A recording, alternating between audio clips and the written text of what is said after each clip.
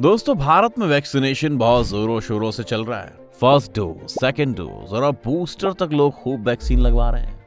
और अब इसी को लेकर कई सारे दावे सोशल मीडिया पर आए दिन ऐसे फैल रहे हैं जैसे जंगल में आग। और इन्हीं में से एक दावा ये है कि वैक्सीन लगवाने वाले लोग अगले 2 साल में मर जाएंगे। अब ये दावा लोगों के बीच 2 वजह से बेहद डर का माहौल बना रहा है। पहली वजह है कि भाई जब मौत का नाम आता है तो सबकी हवाई टाइट हो जाती है। और दूसरी वजह ये है कि दावा फ्रांस के नोबेल पुरस्कार विजेता लुच मोंतानिए के एक वीडियो के साथ हो रहा है। इस मैसेज में वो कहते दिखते हैं कि लोगों के वैक्सीनेशन के कारण वायरस के नए नए वेरिएंट पैदा हो रहे हैं। और दुनिया के महामारी विज्ञानियों को इस घटना के बारे में पता है, लेकिन इसके बाद भी वो चुप हैं। और साथ में एक स्टोरी भी चल रही है जिसमें लिखा हुआ है कि जो लोग आज कोरोना की वैक्सीन लगवा रहे हैं वो 2 साल के अंदर मर जाएंगे। तो अब सच क्या है ये जानना बहुत जरूरी है। और अगर आपने भी वैक्सीन लगवा ली है तो वीडियो को लास्ट तक जरूर देखना। चलिए शुरू करते हैं। क्या है वैक्सीन? वैक्सीन से मौत होगी या नहीं, ये जानने से पहले हमें ये समझना पड़ेगा कि आखिर ये वैक्सीन है क्या। अगर हम आसान भाषा में कहें तो वैक्सीन एक डेड यानी इनएक्टिव वायरस ही है जो आपके शरीर को किसी वायरस से बचाती है। वायरस गंभीर बीमारी या पीढ़ी दर पीढ़ी चली आ रही बीमारी से लड़ने में आपकी मदद करती है। इसे लगाने से आपकी रोग प्रतिरोधक क्षमता बढ़ जाती है।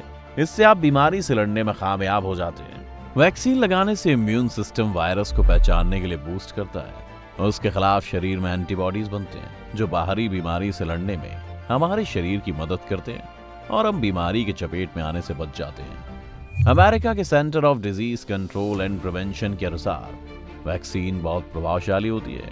हालांकि ये किसी बीमारी का इलाज नहीं करती है, बल्कि उन्हें होने से जरूर रोकती है।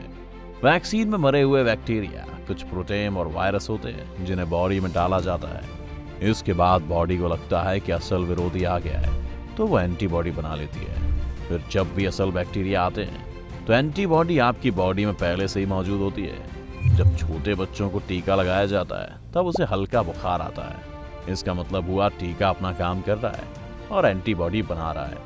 वैक्सीन का काम होता है लोगों को बीमारी होने से बचाएं। ये बीमारी होने के बाद की दवा या इलाज नहीं है। जैसे निमोनिया, पोलियो की वैक्सीन भी बच्चों को पहले से ही लगाया जाता है। अब आते हैं दावे पर। दावे में लूच के मुताबिक वैक्सीन लगवाने वाले लोग अगले 2 साल से ज्यादा जिंदा नहीं रहेंगे।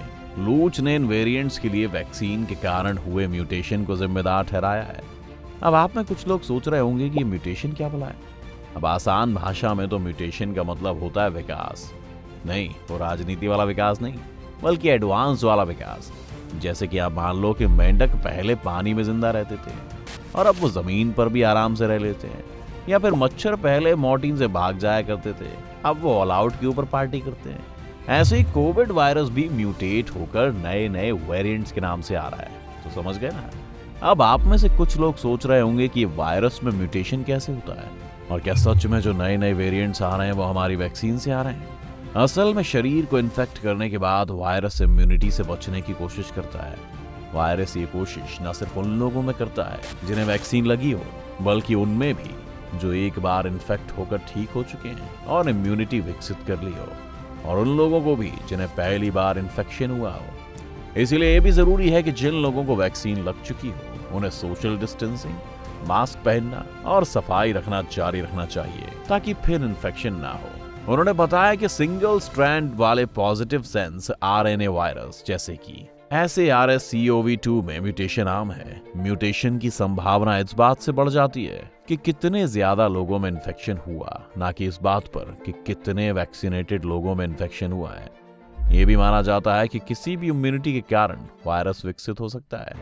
जितने कम लोगों को इन्फेक्शन होगा, वायरस को म्यूटेशन के जरिए मॉडिफिकेशन का उतना कम चांस मिलेगा।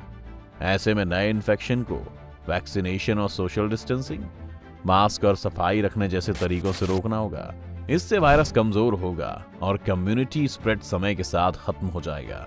वैक्सीन को छोड़कर वायरस को रोकने का दूसरा तरीका फिजिकल प्रतिबंध है, जिनका पालन करना जनता के लिए चुनौती होगी और ये लंबे समय के लिए प्रैक्टिकल नहीं है। और अब लूच पर आते हैं। लूच मोंतानिए फ्रांस के वायरोलॉजिस्ट हैं। एड्स वायरस पर किए गए उनके कामों के लिए साल 2008 में उन्हें नोबेल पुरस्कार भी मिला था। अब वो इस तरह के दावे क्यों करेंगे जो दुनिया भर के वैज्ञानिकों के दावे से बिल्कुल अलग हैं? यहाँ पर हम आपको साफ शब्दों में बता रहे हैं, ये मैसेज फेक है, 100% फेक। भारत सरकार की संस्था PIB ने अभी इसका फैक्ट चेक किया है और ट्विटर पर लोगों को इस फेक मैसेज के बारे में जानकारी दी है। अब सरकार तो खैर इस तरह की बातों को झूठी बताएगी, तो फिर सच क्या है? तो चलिए अब जानते हैं कि सच क्या है। सबसे पहले लुच मुल्तानिये के इंटरव्यू में क्या है ये देखते हैं। लाइव साइट news.com की एक खबर के मुताबिक लुच मुल्तानिये ने कुछ वक्त पहले एक इंटरव्यू दिया था जिसे अमेरिका के RAIR फाउंडेशन ने खास तौर पर ट्रांसलेट किया था। इस ट्रांसलेटेड इंटरव्यू में उन्होंने कहा है कि काफी महामारी विशेषज्ञ इन चीजों के बारे में जानते हैं लेकिन चुप है। उन्होंने कहा है कि जो समस्या हमारे सामने है उसे ADE यानी एंटीबॉडी डिपेंडेंट एनहांसमेंट कहा जाता है। दरअसल वैक्सीन एंटीबॉडीज बनाती है। ये चीज वायरस को मरने के लिए मजबूर करती है या फिर दूसरा रास्ता खोजने के लिए। इसी तरह नए वेरिएंट बनते हैं। ये वैक्सीनेशन है जो नए वेरिएंट के लिए जिम्मेदार है। इस ट्रांसलेटेड इंटरव्यू के मुताबिक लुच का कहना है कि दुनिया भर के देशों में जैसे जैसे वैक्सीनेशन हुआ है वायरस के नए नए वेरिएंट सामने आए हैं और मौत के मामले बढ़े हैं। इन नए वेरिएंट पर वैक्सीन काम नहीं करती है। दुनिया भर में यही हो रहा है, ऐसा दावा सुनाई देता है। लूच का दावा सही या गलत? ये दावा गलत है। कई सारे वैज्ञानिक इस दावे को गलत मानते हैं। प्रोफेसर लुच मुल्तानिये की इन बातों से विशेषज्ञ और फैक्ट चेक करने वाली वेबसाइटें सहमत नहीं है। मार्च के महीने में मेड पेज टुडे में छपे एक आर्टिकल के मुताबिक वैज्ञानिकों का मानना है कि ADE का कोविड-19 वैक्सीन के साथ कोई संबंध नहीं है। इसके अलावा एक कंस्पिरेसी थ्योरी है जो ये कहती है कि वैक्सीन लगवाने से बच्चों को ऑटिज्म हो जाता है। कुछ लोग इसको सच मानते हैं और बच्चों को वैक्सीन नहीं लगवाना चाहते हैं, लेकिन ये वैज्ञानिक तौर पर साबित हो चुका है कि बचपन में कई तरह के वैक्सीन लगवाना बच्चों के लिए कितना जरूरी है। बेशक लुच मुल्तानिये एक बड़े वैज्ञानिक हैं, उन्हें नोबेल मिला है, उनका पूरा सम्मान है, लेकिन वे गलत बात कह रहे हैं, गलत डेटा बता रहे हैं।